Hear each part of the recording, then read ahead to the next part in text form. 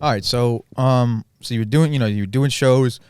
Now you said about 4 or 5 years, it kind of took to get the attention of like Interscope, right? Yeah, so it took about 2 years to get attention of labels. Okay. Okay. I first met with the first label I ever met with was Republic.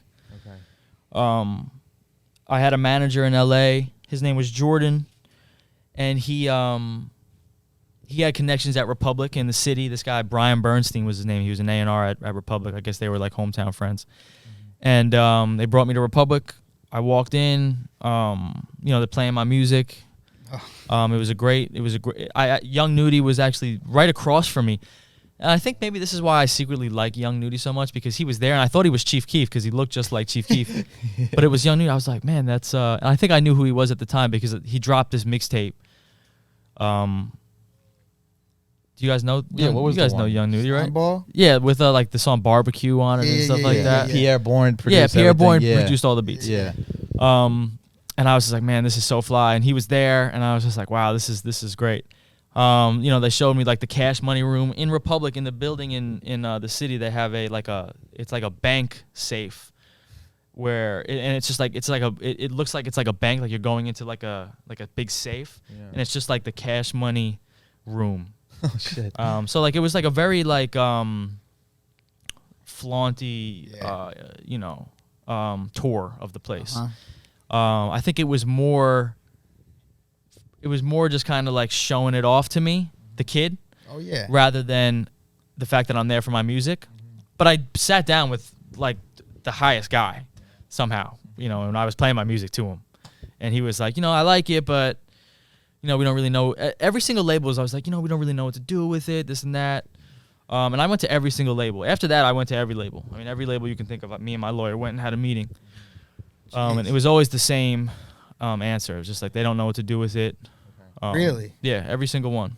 So And I was never discouraged. I always was like, fuck it. you got it because if you Next one, believed in yeah. yourself. I didn't care.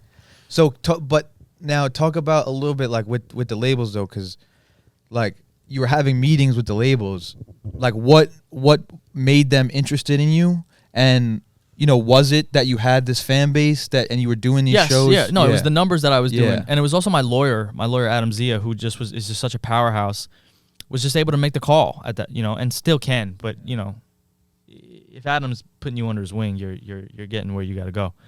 But he was just able to make a call at any given time, and he was like kind of like that A&R lawyer guy where he was bringing like labels artists, because an artist needs a lawyer, so like the relationship made sense. To form a relationship with Adam makes sense for any artist. So yeah, he would just bring me in just like he was just like a manager. He was just playing a manager role kind of in certain situations. And we would just walk in, and since Adam is who he is, he's the manager for like French Montana and Rich the Kid and just like everybody. I wasn't meeting with the A&R that was hired last year, I was just meeting with this guy. Shit. So it was like that guy. When the expectations of me coming in are like, okay, this guy is either about to blow up, or what am I doing? What are we doing? Yeah. And I was never like the guy that's like, okay, this is like hands down superstar. I was just going in, had some fly shit, had a little buzz going, but I was always getting presented to huge people. So like that's why it was always just like, I don't know, because it was too early on. Okay. Adam was just like trying to just hit the home run. Yeah. So Adam is also who connected me with Joey at Interscope. So ultimately the formula worked. Yeah. So now just quickly go back a little bit, because you said when you were going to I think it was Republic, right? You were going to the label meeting and you saw Young Nudie. Like you have a meeting with a couple people, couple artists, and like I would think it's like a one-on-one meeting. Like it's an audition. Like is that all the artists are just sitting in the line? Is that what No, it is? no. No.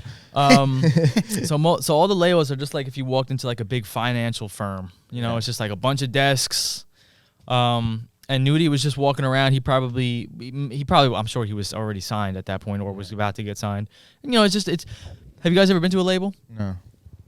It's very like a casual environment, and it's just like you're just hanging out. Like I'm sure artists just go to the labels. When I was with Interscope, I would see artists just go to the label. You just go.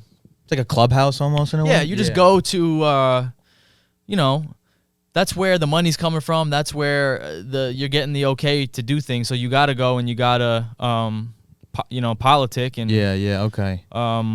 Show face. So I'm sure that's kind of what he was doing, or he just had a meeting with somebody. I don't know, but you know, it's a very casual environment. So he was just chilling. You know, like I said, I thought it was Chief Keef, so I was really like, really excited. Yeah. Did you go up to him? You say it was good? No.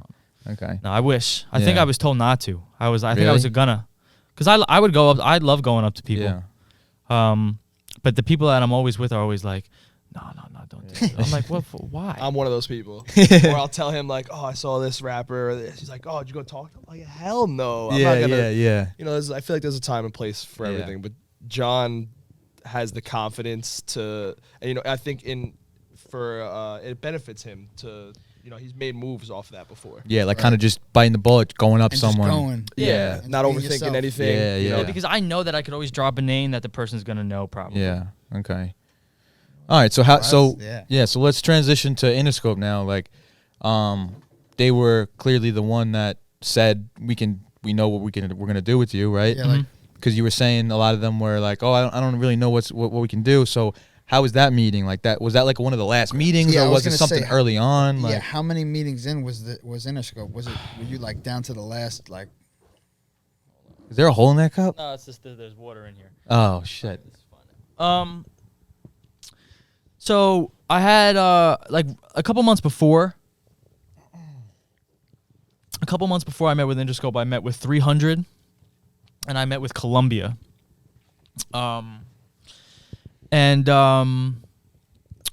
They were just like totally not interested. So I was like, okay, but at this time, this is like 2018. I dropped a song called "Can't Talk Crazy," and I dropped a song called Kemba. This other song was doing really well. Fire. Thank you. Kemba's fire. And I had 2 music videos for those, so like I knew, and like they were getting like crazy love, and I was just like in that place of just like about to blow up type shit. Like it just was. That's what it was.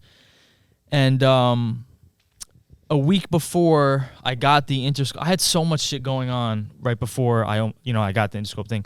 So the things that I had going on were like a month before I got the Interscope meeting, I was down in Miami with this guy Zoe Dollars, who's like a big like gatekeeper down in Miami. And he flew me down. That's where I met Tory Lanez. And he was looking to sign me. And I was just kind of going like, I don't really know what my plan was, or like I didn't like have a thought out answer. Again, by myself. And this is later on too, and I'm flying by myself. And I was like in Miami, just like riding around with these guys. And that was a crazy time. And I was just like, okay, this guy's interested in me. And then that's when I started seeing like, okay, maybe I don't have to go to a label route. I could, try to see if I could pick an artist maybe that I really fuck with. And I love Zoe, and Zoe always showed me a lot of love, still shows me love. But I could pick an artist that like I want to, be under his wing. I also had this guy Preem from Drake's camp. Me and him were going back and forth about figuring something out. So I had things going on. So I was already like on a high, and I was already feeling like, okay, something's gonna happen here. Yeah. But I'm just somebody that prefers schedule and organization and professionalism. Not that they weren't professionalism, but just I just prefer feeling like real comfortable about what's going on. So I was in Boston one day, and I got a text from Adam, and he told me, he was like, yo, Joey wants to, this guy Joey from Interscope wants to meet you. When can you go? I'm like, whenever. And then the next weekend we flew out, me and my friend Mike. And pretty much right from the jump, it was just so big that I was just like, this is just obviously the goal. It was just like, it was the thing. It was just like, I'm flying out, I'm getting picked up from the airport in a car, I'm in the nicest hotel, everything's free. It was just like, it's a dream, right? It was just a dream. Like what you vision as like that dream thing is like, that's what it was. So from ever since that meeting, I was like, okay, this is where we got to be. Mm-hmm. And also, that's the first time I ever got offered real money. Yeah. So it was the most real situation I've ever had. Mm-hmm. And of course, the money, once you get offered the money, then it's like, like a real different ball game. Yeah. So they, from the jump, that was the closest I ever got. So it's not like I had everybody bidding for me. It was Interscope took it way past anybody ever took it. And how old were you at this point? I was 23. 23. Okay. So now what? So now when you're getting everything for, like this is what, the day before, like when you fly in, you're getting everything for free. All this, like, you just knew. Yeah, well, I got well. What was nice is when they booked my flight on the spot. It was like real quick, and they booked my manager at the time, this kid Mike. They booked his flight too, so we were both. They just booked both of our flights, and put us in like this hotel called the Viceroy. It's a hotel right on the beach in Santa Monica. It was just like crazy, and it just happened real quick, and it was just like there wasn't like back and forth. It was just like Something. it was just all happened real quick, and they just did it real professionally. And I was going out. I was spending a lot of time in Newport Beach during that year because I had my friend Nate lived in Newport Beach at that time, so we were going out to LA a bunch of times and driving down to Orange County, and just like living that beach boy life down there, and like doing like little shows. So I was spending a lot of time in California as it was, so. Going out there, it wasn't like special to go out there. So I was just like, okay, whatever. And then I went to the label itself and met Joey, who was a great guy. And I just, saw how real it could be, and that was it.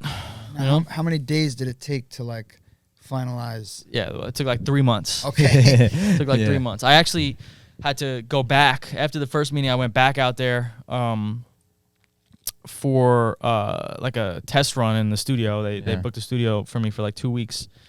That's sick. Yeah, like 2 weeks where I was doing like sessions from like 3 p.m. to 3 a.m. Wow. For like 10 days straight. And I didn't love that because I was never, and this was the first time I ever was like forced to make music in a studio. Okay. Like I was like, Different. wasn't even my thing. Like I didn't even make music in the studio at this time. Okay. And my first night there, the producer pulls up with like 10 people. And I'm just like, and I never even made music with more than one person. Shit. So this producer's name's Miles Williams, good guy, comes through with this other guy, this guy Flash, who's also a good guy. Shout out to him. And like 4 or 5 other people. Block Boy JB was there. Really? Because he was doing a session in the studio next to me, and they knew each other, the producer. So he was like in the room. So I was just like, what the fuck is going on? And I'm playing my music and I was kind of like making like trappier songs then, so if it fit, like Black Boy JB was fucking with it.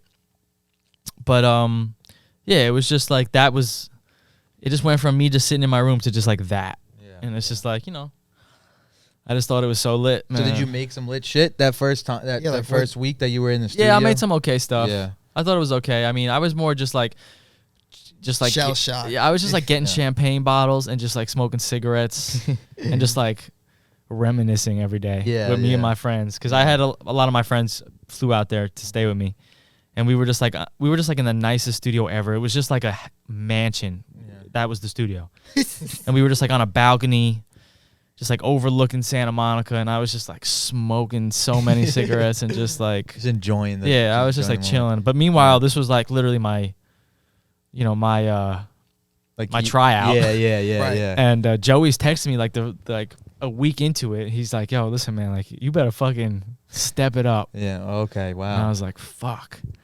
So why did he say that? What was the reason? Because I think that he just thought I was making too like generic music. Okay, like you were sending him the stuff you were making. Yeah, and it wasn't hitting. I was making like 4 songs a night, but it's just like I was just like making them on the fly, and like I was drunk. You could tell like maybe things were but not you. Yeah, but it's just like I don't think he was ever even going for me for that. Like I was still making songs that I was like making at the time at my room too. Mm-hmm. But like he was never going for that. Okay. Because the last day I made like a real pop, like Justin Bieber type of like acoustic song. Yeah. And he like loved it. And like that's what saved me. The last like second I made this song. Oh, and as I'm leaving, Joey's assistant hits me and is like, "Joey loves this song. Wow. Like he's gonna meet with you in New York." And I was like, "All right, here we go." Right, wow, here we go. Wow. And then then I was at the Drake concert that summer, and I got a text saying that he wants to make an offer. So that like 3-month period between like the first meeting and then the time that you actually signed, like was there like anxiety building, like oh, like I'm waiting for this because you're in that. Like, are they just stringing me along? Are they Yeah, just fucking like- with me? Like, Yeah, I mean, I was working for my dad at the time, so I just wanted to quit work. That was like my main goal. So that was like what I was focused on the most, was just like, I need to quit work. yeah. But yeah, of course, there was a lot of anxiety, and I just had so much going on in my life at that time that it was just a mess. Yeah. And life really became messy for me, you know, after that, because there was just so much going on. But yeah, you know, once I finally got it, you know, I enjoyed it for about a month, and then I moved out to LA, and then that was Okay. that was the start. Did you have to move to LA, or were they like, yo, you kind of got to No, move but out here? they made it seem like it was the right move for me, Yeah. which in hindsight it wasn't. Okay. it wasn't? No, it wasn't, Why? because I had everything going here. Right. You know, that's the thing. That's where I really fucked up, was that I had everything going here. Like My the fan fan base was base? here. My Okay. fan base was here.